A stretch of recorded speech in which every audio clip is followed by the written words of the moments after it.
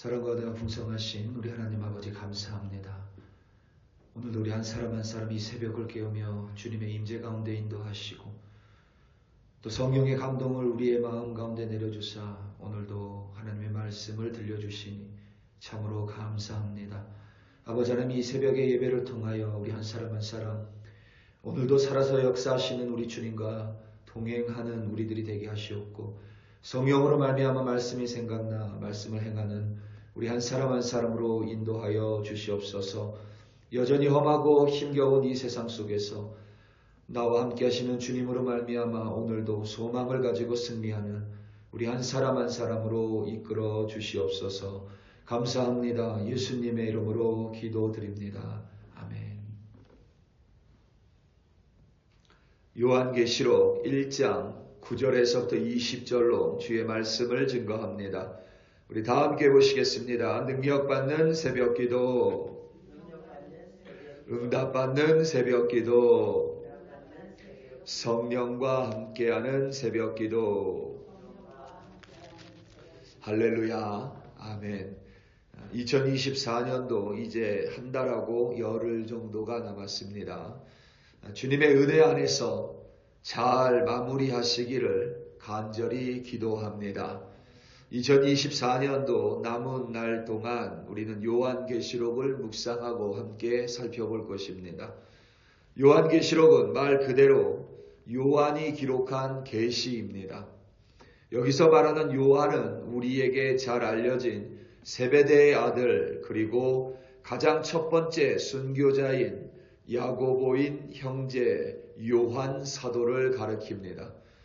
요한복음을 기록한, 그리고 주님께서 사랑하는 그 제자입니다.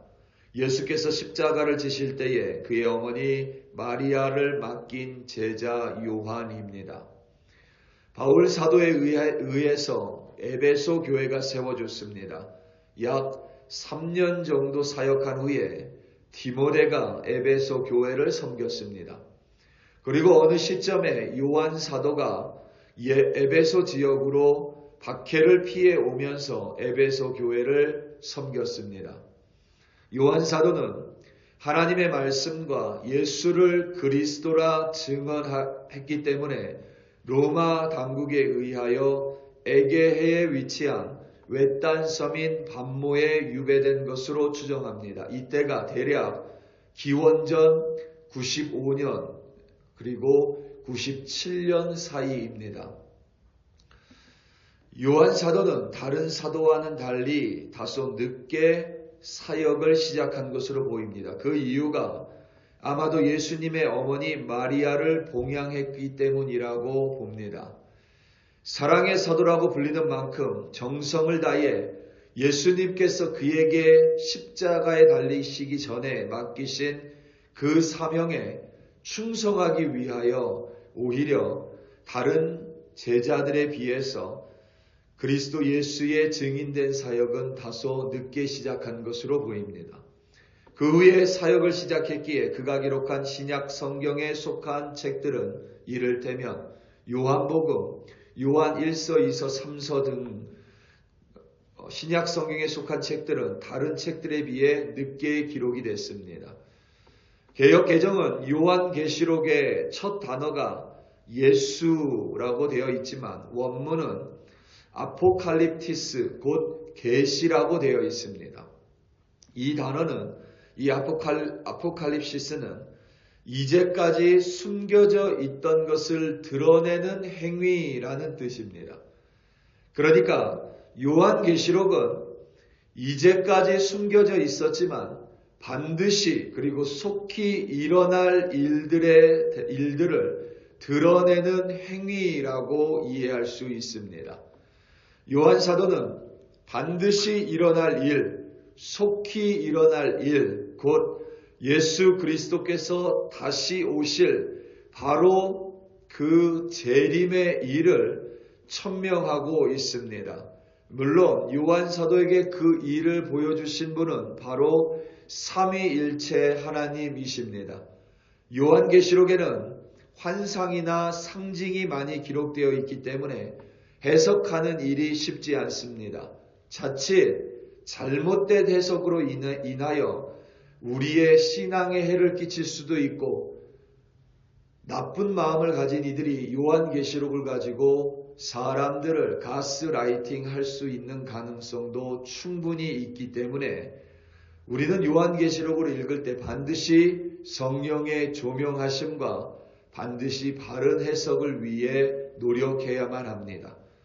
요한계시록을 묵상하면서 여러 가지 이상과 환상들, 상징들이 있지만 우리가 절대 잊지 말아야 할 요한계시록의 중심 메시지는 무엇이 일어날 것인가를 정확히 맞추기보다는 환난과 시련 그리고 험난한 박해로 점철된 이 세상에 다가올 하나님의 심판 그리고 하나님의 구원을 기억하며 믿음을 가지고 소망 안에서 끝까지 그리스도인으로 살아가는 것, 그것이 바로 요한계시록의 중심 메시지입니다. 다른 이상 그리고 환상 혹은 상징들은 이 중심 메시지를 밝히고 보여주는 데에 사용되는 보조 도구임을 분명히 기억하시기 바랍니다. 요한계시록의 수신자인 7교회, 즉 에베소, 서머나, 버가모, 두아디라, 사데, 빌라델비아, 라오디게아는 단지 물리적으로 지금의 튀르키예 지역에 위치한 7교회만을 가리키지 않습니다. 이 7교회는 그리스도의 모든 교회를 대표하는 1세기의 교회들입니다. 다시 말하면 지금 우리가 사는 이 시대의 모든 교회를 포함하는 것이 바로 이 7교회의 상징입니다. 요한 사도를 통하여 교회에 주시는 하나님의 말씀을 통하여 주님의 은혜가 우리 교회 위에 임하기를 예수님의 이름으로 축원합니다. 아멘. 오늘 본문 9절 그리고 10절입니다. 나 요한은 너희 형제요 예수의 환난과 나라와 참음에 동참하는 자라.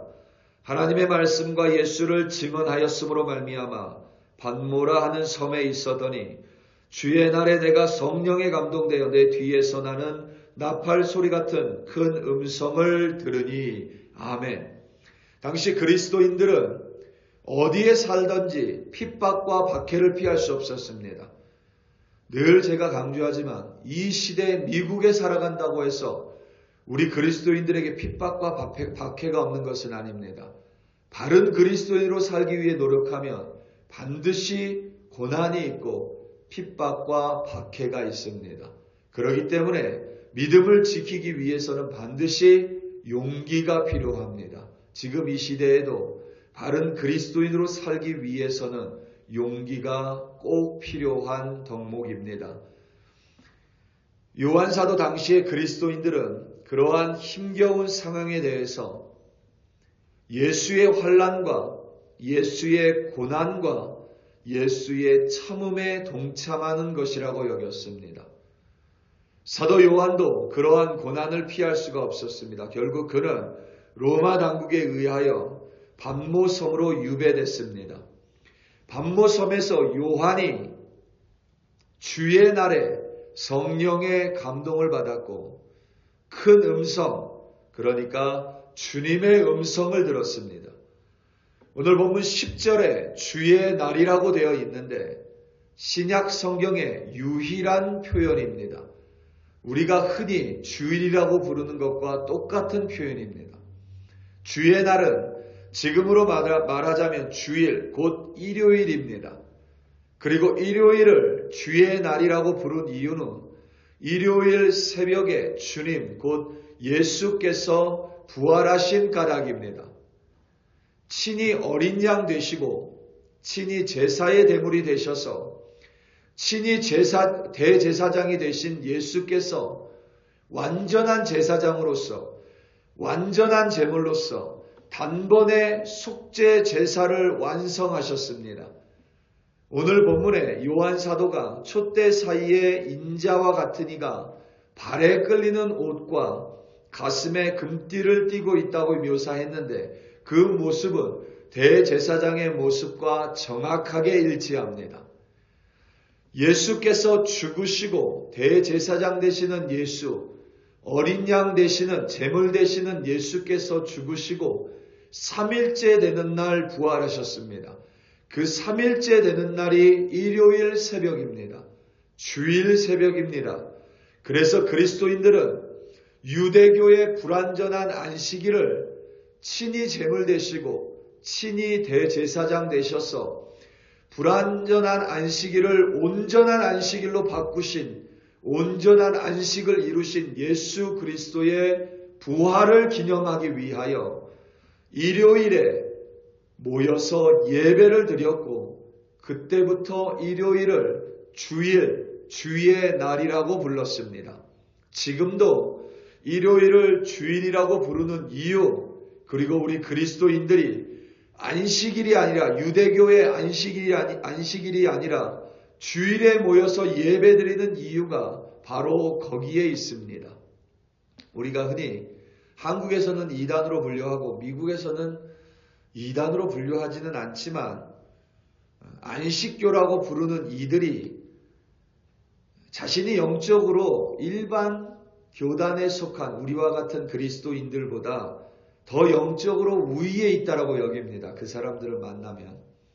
그런데 그 이유 중에 하나가 자신들은 안식일을 지키기 때문이라고 말합니다. 그래서 자신들이 일반 그리스도인들보다 더 우위에 있다고, 자신들의 믿음이 더 높다고 말하기도 하는데 사실 그들은 이 기본적인 사실조차 모르는 우매한 사람들입니다.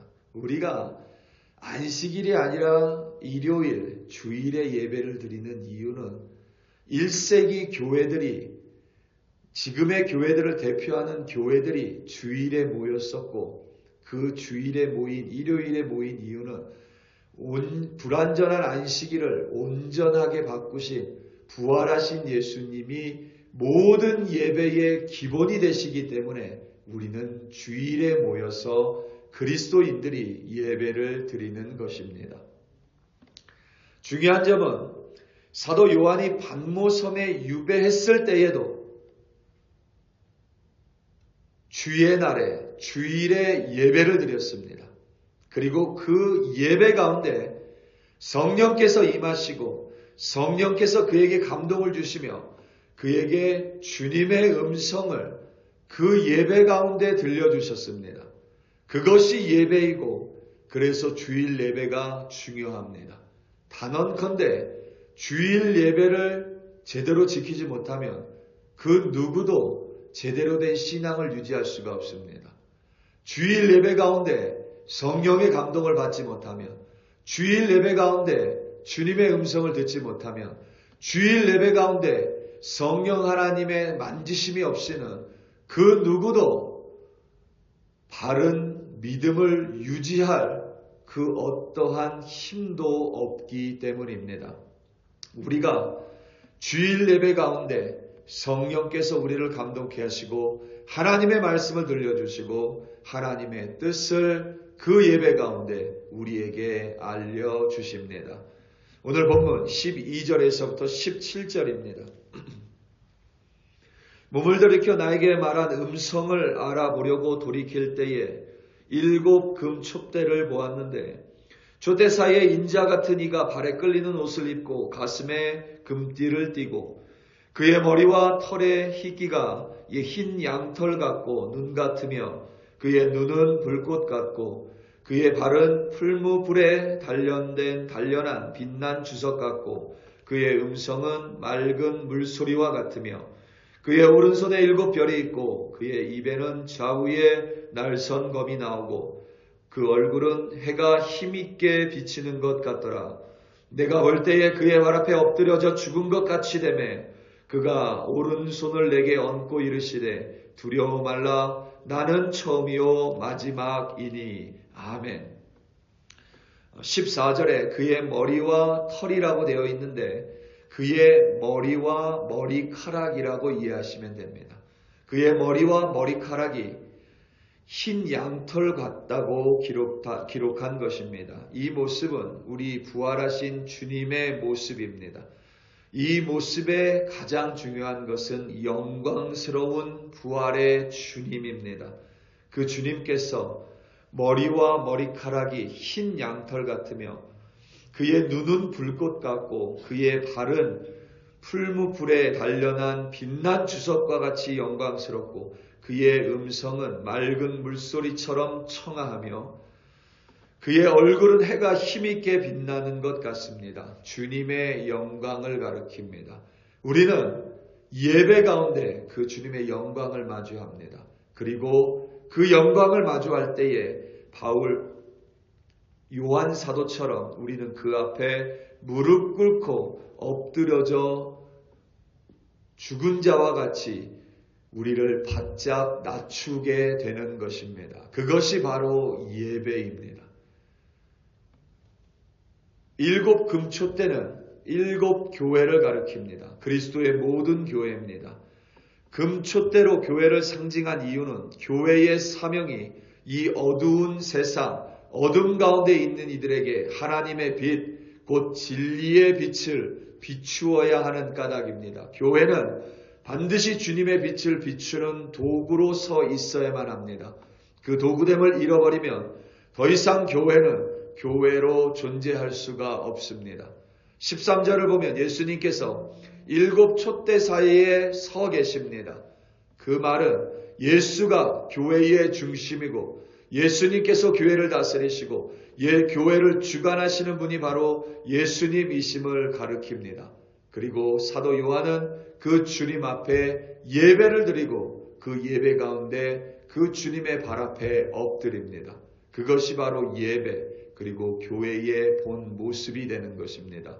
우리 사랑하는 성도 여러분, 우리는 우리의 만족을 위해 예배를 드리는 것이 아닙니다. 예배 가운데 성령의 감동으로 하나님의 말씀을 듣고 그 하나님의 말씀이라는 영광 앞에 우리는 엎드리는 것입니다. 내가 죽어 사라지는 것입니다. 그때 비로소 우리 교회를 통하여 우리 한 사람 한 사람을 통하여 진리의 빛인 예수만이 이 어두운 세상을 비추는 바른 빛으로 우리는 도구로 살아갈 수 있는 것입니다. 사랑하는 성도 여러분, 오늘도 우리는 이 새벽에 하나님을 예배합니다. 성령의 감동으로 하나님의 말씀을 기억하심으로 말미암아 예수 그리스도 발 앞에 무릎 꿇고 참된 빛인 예수를 비춤으로 말미암아 오늘 하루도 예수의 빛으로 이 세상을 조금 더 밝히시는 여러분들이 되시기를 예수님의 이름으로 축원합니다. 다 함께 기도하시겠습니다. 우리 이 시간 함께 기도할 때에 특별히 우리 글로리 교회를 위하여 합심하여 기도하겠습니다. 2025년에도 주님의 도구인 우리 글로리 교회, 정말 주님의 금촛대인 우리 글로리 교회, 주님의 빛을 비추는, 바른 빛을 비추는 우리 글로리 교회, 바른 예배를 드리는 우리 글로리 교회, 우리 한 사람 한 사람이 바른 예배로 주님 안에서 바른 믿음을 가지고 이 세상 주님의 빛을 비추는 우리 한 사람 한 사람 되게 해달라고 우리 이 시간 다 함께 주여 한번 부르시고 합심하여 기도합니다. 주여, 할렐루야, 할렐루야, 할렐루야. 아버지 하나님 감사하고 감사하고 감사합니다. 요한 사도를 통하여 7 교회에 예수 그리스도의 빛을 비춰주시고 예수 그리스도께서 이 땅에 반드시 다시 올 것임을, 삼위일체의 하나님을 이상과 완상과 상징으로 또 아버지 하나님 심볼로 우리에게 친히 나타내 주시고 보여주셨습니다. 그런데 아버지 하나님 중심 메시지는 이 험난한 세상에 예수 그리스도의 재림을 믿으며 이 우리의 믿음을 지키며 살아가는 것이 요한계시록의 중심 메시지입니다. 이 삶과 상징에 우리 마음을 빼앗겨 우리의 믿음에 해악을 끼치는 그러한 묵상이 되지 않도록 도와주시옵고 오히려 요한계시록을 묵상하고 공부함으로 말미암아 아버지 하나님이 반드시 이 땅을 심판하시고 구원하시고 예수께서 재림하실 것임을 믿어 의심하지 않음으로 말미암아 이 험난한 세상 구원의 소망과 심판의 두려움으로 말미암아 우리의 믿음을 지키며 살아가는 우리들이 되게 하여 주시옵소서. 2024년에도 주님의 도구인 우리 글로리 교회였습니다.